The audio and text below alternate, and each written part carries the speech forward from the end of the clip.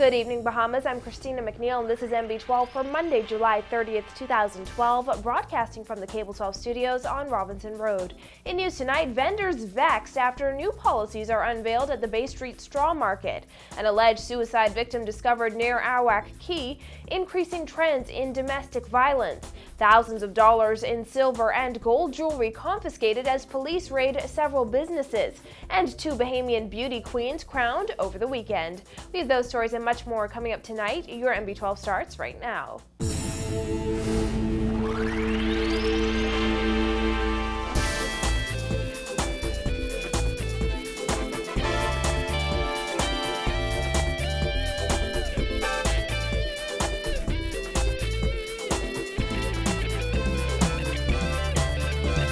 Thanks for joining us. It's been 7 months since the new downtown straw market was completed and 497 vendors set up shop in the multi-million-dollar facility. But some new rules are rubbing dozens of vendors the wrong way, and they insist they're cutting into their profits. Jasmine Bonamy spoke to irate vendors and filed this report.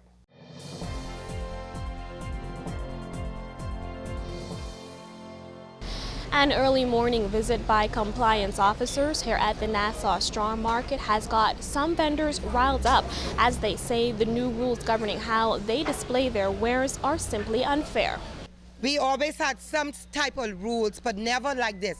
This is bringing us back when Moses went to Pharaoh and asked to let the people go. Our concerns this morning is that they are making us, we done hot in the market. Number one. The things that they need to be concerned about is putting some fans in here. They have all of these hot lights shining down on you to make you even hotter. I'm a woman on 50, I'm menopausing. So this right now is a lot of heat to me. Okay? They don't have no fans and stuff like that. So now they're trying to make it impossible for us to display our work, and as neatly as these things are displayed, they have a problem with it.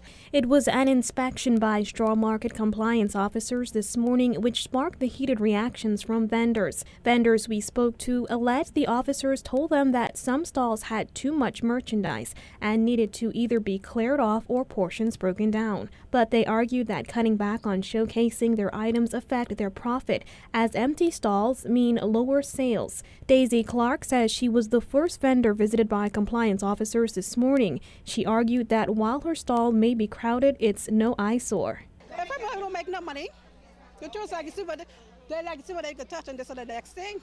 Now, NB12 spoke to Chairman of the Straw Market Authority, Ron Pinder, over the telephone this afternoon. He declined to comment in detail about the matter, except to say he was aware of the concerns and was surprised the vendors would contact the media, as he has an open-door policy when it comes to their concerns. He added that vendors' concerns would be addressed during a board meeting this evening. While the matter is being addressed at the top levels of the Straw Market Authority, vendors like Cheryl Brennan insist they're losing what little profit they make each day, thanks to those recently enforced rules. If you go to a shop, right, and in the shop you meet this, one of this, one of this, and one of this in the shop, right?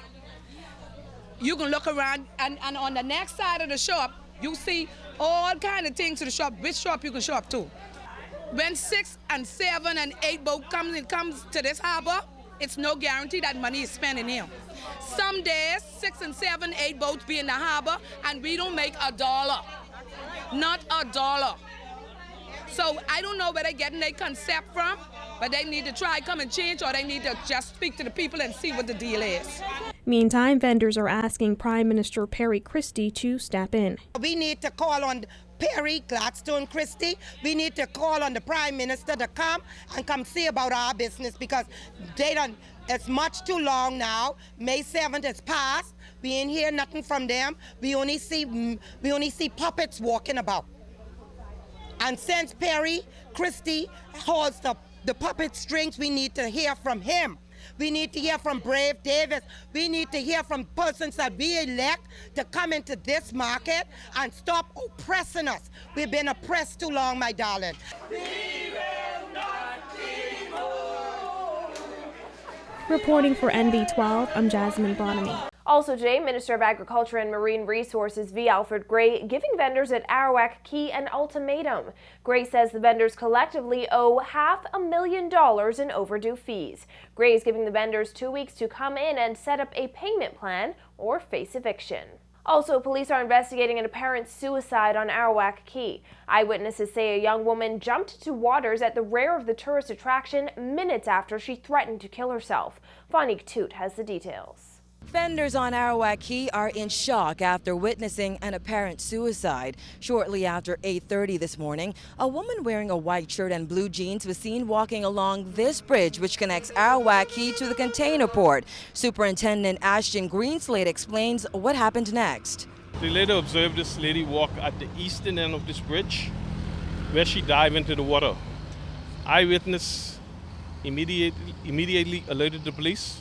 Officers from the Arawak Key police station responded, where an officer dived overboard and retrieved the victim from the water. She's now deceased. Police believe the unidentified woman was between the ages 25 and 30. Greenslade says foul play is not suspected at this time, and they are treating her death as a suicide. Vendors from nearby stalls claim she threatened to commit suicide minutes before her death. However, no one took her seriously.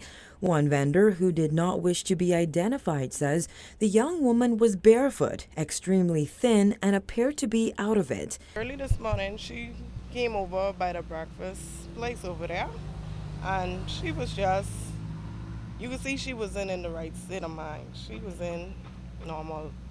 She was moving stuff in off the tables and stuff, and the guy asked her, say, "What you doing?" So she said, "I'm looking for my kids." But nah, I didn't hear her when she said, "I'm going to kill myself." She left and she walked over here. She went somewhere in the back by the jet ski, where the jet skis is be over there in the back there. But a couple minutes after that, we hear that she went over in the sea. A police reservist who works at the nearby Frankie Gone Bananas restaurant pulled the woman's body from the water. Greenslade says officers arrived on the scene 5 minutes after getting the call. However, he could not say if attempts were made to revive her.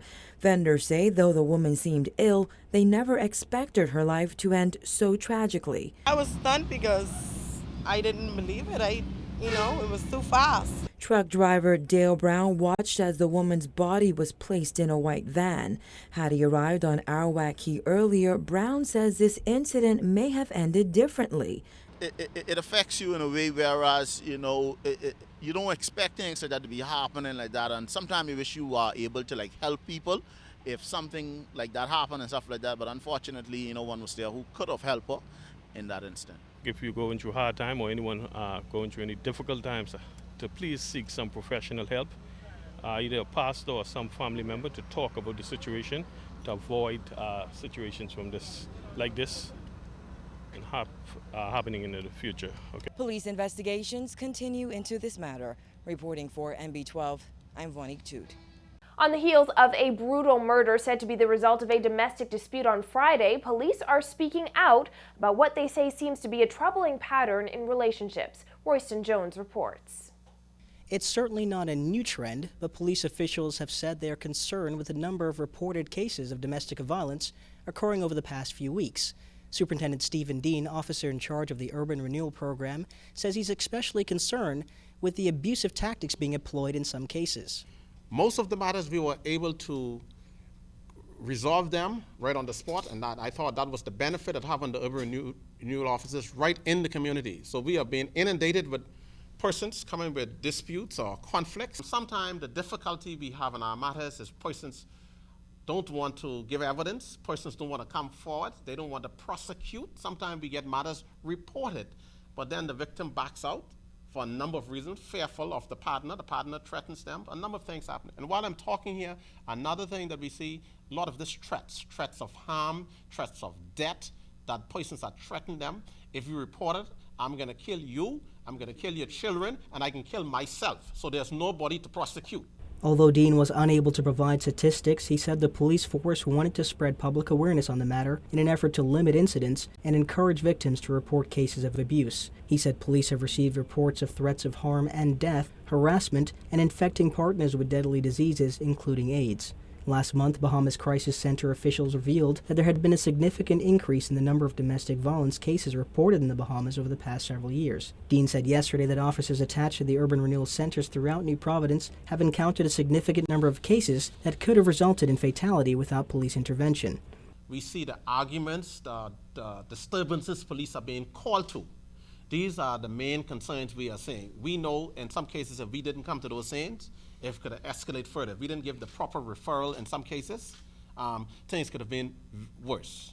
In 2010, just under 25% of the 700 interventions conducted by the Crisis Center were related to domestic violence, compared to the more than 30% of the 1,200 interventions conducted in 2011. Commissioner of Police Ellison Greenslade said last month that many murders that took place this year were the result of domestic disputes. Minister of State for National Security Keith Bell also stated last month that an estimated 45% of homicides that have occurred over the past 20 years can be attributed to domestic violence. Dean said while the perception is that victims and perpetrators of domestic violence are from poor socioeconomic backgrounds, the cases being reported to police reflect that there are no boundaries. He says the church is a crucial partner with case-by-case intervention.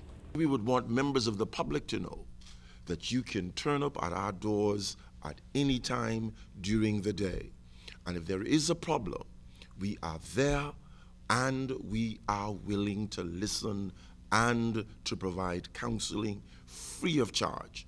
And I'd also like to indicate that we also recommend people for professional counseling on a consistent basis. Authorities said they are also seeing a number of cases where people are not accepting that a relationship is over and are appealing to people not to take threats lightly. Now, not all of these incidents have resulted in criminal offenses. However, Bahamas Christian Council Vice President Bishop Victor Cooper says the church intends to work very closely with police in continuing to address this matter. For NB12, I'm Royston Jones.